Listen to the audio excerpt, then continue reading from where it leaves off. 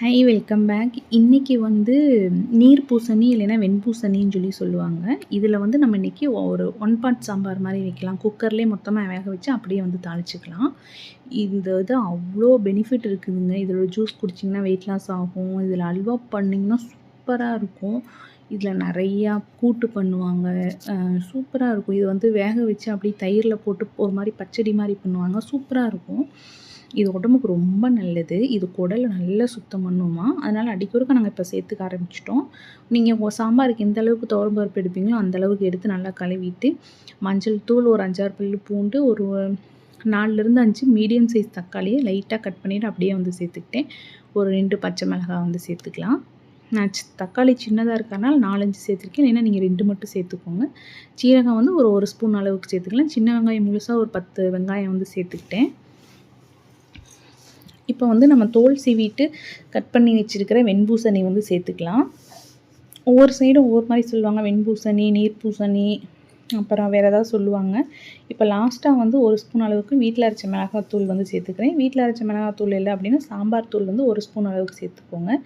விளக்கெண்ணெய் 1 ஸ்பூன் அளவுக்கு சேர்த்துட்டு தேவையான அளவு தண்ணி சேர்த்துட்டு க்ளோஸ் பண்ணி மீடியம் ஃப்ளேமில் 2 விசில் வச்சு எடுத்துக்கோங்க. இப்போ இதில் வந்து எதுக்கு மசாலா சேர்க்குறோம் அப்படின்னா, பருப்பு இந்த காயிலெலாம் லைட்டாக மசாலா பிடிக்கணும். அதுக்காக தான். அப்புறம் நம்ம தாளிக்கிறப்பவும் திரும்பி கொஞ்சம் பொடியெல்லாம் சேர்ப்போம். இப்போ வந்து மீடியம் ஃப்ளேமில் 2 விசில் வச்சு எடுத்துக்கலாம். அப்போ வந்து வெண்பூசணியும் வந்து அவ்வளோவா கரையாது. பருப்பும் வந்து கரெக்டாக இருக்கும். நம்ம கடையணும்னு எந்த அவசியமும் கிடையாது. இப்போ வந்து நம்ம தாளிச்சிடலாம். மண்சட்டியில் ஒரு 3 ஸ்பூன் அளவுக்கு வந்து ஆயில், 3 ஸ்பூன் ஒரு 3 கரண்டி அளவுக்கு வந்து ஆயில் சேர்த்துக்கோங்க. ஆயில் நல்லா காஞ்சதுக்கப்புறம் கடுகு சேர்த்துக்கோங்க. கடுகு, ஒரு 1/2 ஸ்பூன் அளவுக்கு வந்து வெந்தயம், 1/2 ஸ்பூன் அளவுக்கு வந்து ஜீரகம் வந்து சேர்த்துக்கலாம். அடுத்து சின்ன வெங்காயத்தை வந்து 2 கட் பண்ணி வச்சுருக்கிறேன். அதையும் சேர்த்துட்டு பச்சை மிளகாய் வந்து ஒன்றை வந்து சும்மா அப்படியே உடச்சி போட்டிருக்கிறேன். அவ்வளோதான்.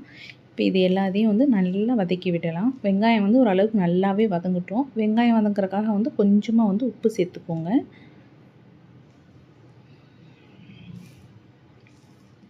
வெங்காயம் நல்லா வதங்கினதுக்கு அப்புறம் வந்து வரமிளகாய் வந்து நீங்கள் எண்ணெயிலே சேர்த்துக்கிட்டிங்கன்னா லைட்டாக கருகுச்சுன்னா அந்த ஸ்மெல் நல்லாயிருக்கும். நான் மறந்துட்டேன். அதுக்காக வந்து வரமிளகாய் இப்போ வந்து சேர்த்துருக்குறேன். நீங்கள் எப்போவும் சாம்பார் தாளிக்கிறதா இருந்துச்சுன்னா எண்ணெயிலே வந்து வரமிளகாய் வந்து போட்டுருங்க. இந்த டைம் வெங்காயம் வந்து ஓரளவுக்கு நல்லா வதங்கிருச்சு. இந்த டைமில் மசாலா சேர்த்துக்கலாம். 1/2 ஸ்பூன் அளவுக்கு மிளகாத்தூள், 1/2 ஸ்பூன் அளவுக்கு மல்லித்தூள் வந்து சேர்த்துக்கிறேன். 1 ஸ்பூன் அளவுக்கு வந்து சாம்பார் தூள் அல்லது நீங்கள் வீட்டில் அரைச்ச மிளகாத்தூள் வந்து சேர்த்துக்கோங்க. இப்போ எல்லாத்தையும் நல்லா வெங்காயத்தில் மிக்ஸ் பண்ணிவிட்டு நம்ம பவுடரோட பச்சை வாசம் போனதுக்கு அப்புறம் வந்து புளித்தண்ணி வந்து சேர்த்துக்கோங்க. நம்ம தக்காளியும் சேர்த்துருக்கோம். புளித்தண்ணி வந்து அட்ஜஸ்ட் பண்ணி சேர்த்துக்கோங்க. புளித்தண்ணி சேர்த்துட்டு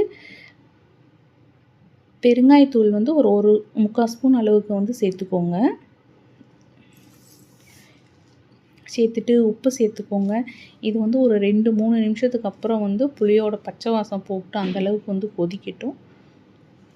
இப்போ பாருங்கள், நம்ம 2 மீடியம் ஃப்ளேமில் வந்து 2 விசில் வச்சு எடுத்துருக்குறோம். இப்போ நல்லா வெந்துருச்சு எல்லாமே. ஆனால் நம்ம தக்காளி கொஞ்சம் முழுசாக போட்டிருந்தோம்ல, லைட்டாக கட் பண்ணிவிட்டு அது மட்டும் வந்து நீங்கள் அப்படியே லைட்டாக கரண்டியில் எடுத்து அப்படியே மசிச்சு விட்டுருங்க. மற்றபடி நம்ம மற்றதெல்லாம் கடையணும்னு அவசியம் இல்லை. பருப்பும் கரெக்டாக இருக்கும், காயும் கரெக்டாக இருக்கும். அந்த தக்காளியை மட்டும் லைட்டாக அந்த கரண்டியில் மசிச்சு விட்டுட்டிங்கன்னா அப்படியே நம்ம வந்து தாளிச்சதில் வந்து சேர்த்துட்டோன்னா அவ்வளோதான்.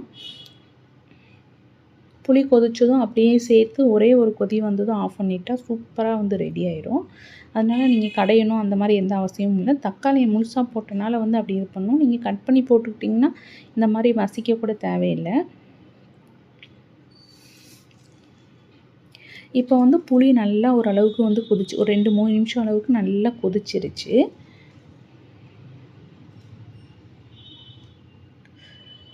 இதில் வந்து புளிப்பு கொஞ்சம் அதிகமாக இருக்க மாதிரி இருந்துச்சுன்னா நல்லா இருக்காது. அதனால் வந்து கொஞ்சம் புளிப்பெல்லாம் அட்ஜஸ்ட் பண்ணி கொஞ்சம் கரெக்டாக இருக்க மாதிரியே வந்து போட்டுக்கோங்க.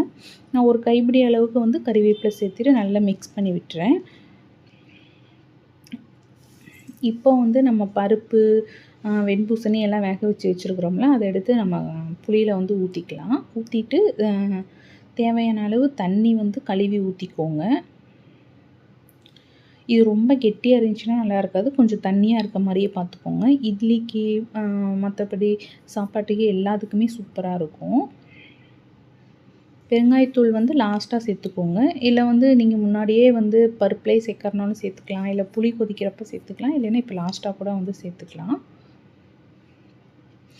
பருப்பு ஊத்துனதுக்கப்புறம் வந்து சாம்பார் ரொம்ப நேரம் கொதிக்கக்கூடாது. அதனால வந்து ஒரே ஒரு கொதி வந்ததும் ஆஃப் பண்ணிருங்க. ஆல்ரெடி புளியெல்லாம் நல்லா கொதிக்க வச்சுட்டோம்.